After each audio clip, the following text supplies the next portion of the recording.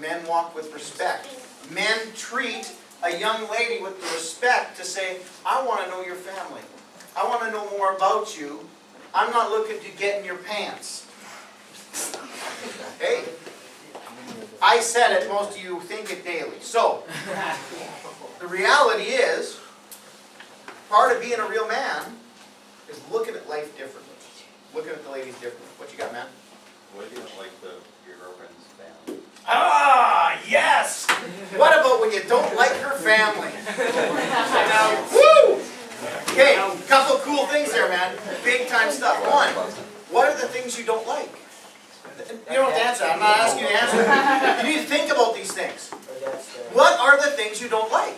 If it's things like you cannot stand her mom, you may want to distance yourself from the girl a little bit. Because chances are she is going to become like her mom unless something drastic happens in her life. Okay? But it's true, all of us tend to be a product of becoming like our parents unless something drastic happens in our lives. And what I mean by drastic is you have an encounter with God and God does a work in you and begins to transform who you are. If that doesn't happen, you probably will become something similar to your parents in a lot of ways. And the things that irritate you about somebody's parents, take a little closer look. You may be finding that in the very person you're interested in. Be cautious if you can't stand a family. Just quickly to that, look at it from a godly perspective, not from a humanism perspective. Yes. If you're asking yourself the questions from a humanism perspective, you're going to get the wrong answers. That's right. If you're asking yourself the questions from a godly manly perspective, you're going to get the right answers. If you want to know a great book to read, flip open the Old Testament, read the book of Ruth. Now I know it's named after a girl. But Ruth is an awesome book because there's a guy in the book of Ruth called Boaz. Yeah. Boaz is a redeemer. Okay? So, look at it this way. You might encounter a girl and you're like, man, her family is a mess. Looking at it from the Christian perspective, looking at it from God's eyes, they are a mess. But that doesn't mean that you can't be a source of redemption for her, because maybe she's a Christian now, but her family's not.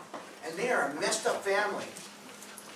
But you want to walk with her in a godly lifestyle moving forward.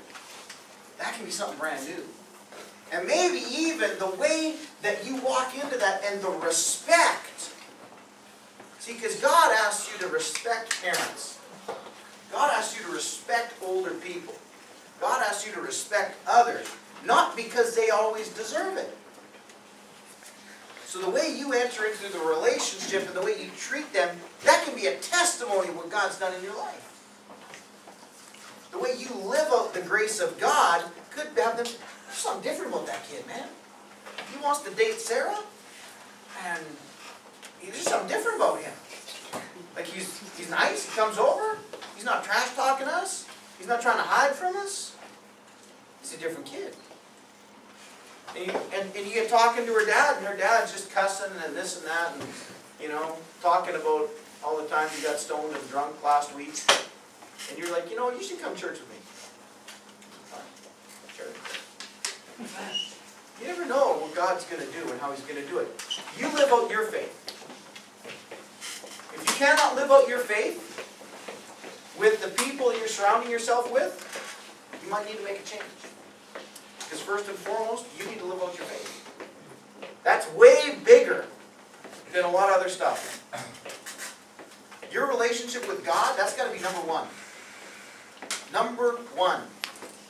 Your relationship with the girl that sits next to you in social studies class, not number one. Okay? Comm class though, it's always great. It's always great. Because, see, I got a story too, even within the church. So even when you got families within the church, right? My oldest son, I won't pick on him. I won't tell you who he is. Some of you know him. Of course, this was the instruction in our home. We didn't have a dating age. Some of you, your parents say you can't date till you're 14, 16, 18, 32, 64. Okay? 64, right? You all heard it. You guys know. That was not our home. Our home was boys. When they turned 12, we had this man party when they turned 13. And then party. Yeah, man party. I never had one. 13th birthday, they could only bring one friend. And then I invited men. They chose a restaurant, big feast. All the gifts had to be lifetime warranty tools. And words of encouragement about being a man. Because 13th birthday, here you are, okay? So, man party. Part of the instruction at the man party was this. There's no dating age. You are ready to date a girl when you are ready to ask her dad's permission to date his daughter. So when you're ready to man up, you're ready. Okay? So, at 15, 14,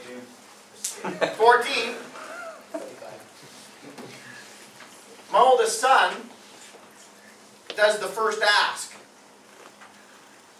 And he gets permission to date this girl who, when she turned 16, I think she came and picked you up once. Yeah. Anyway. Because her dad said yes.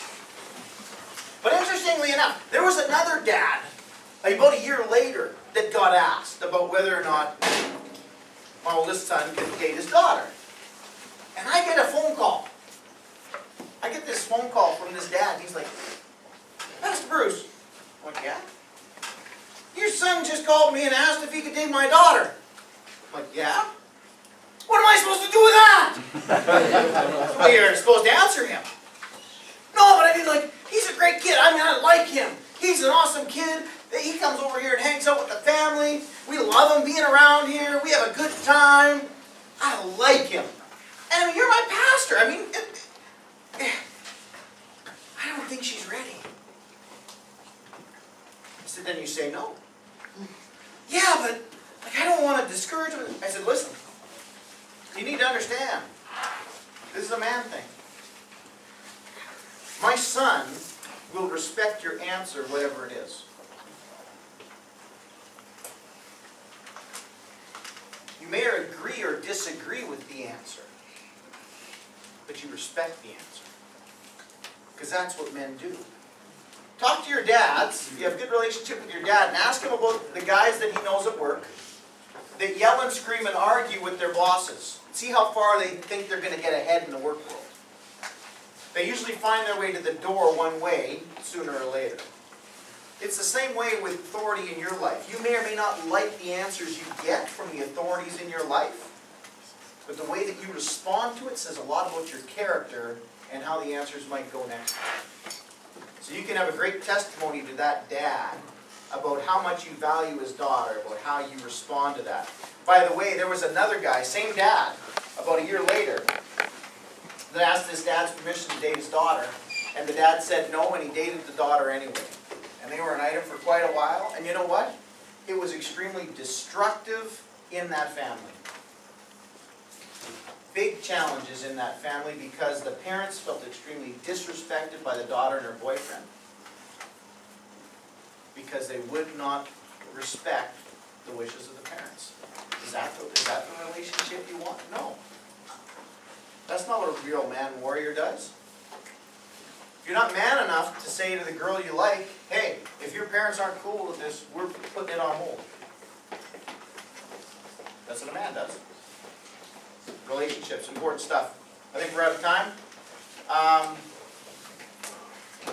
Can I make one comment? Please do.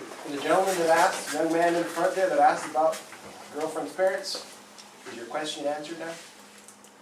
Yeah. You don't have a daughter that he's trying to date or something, eh?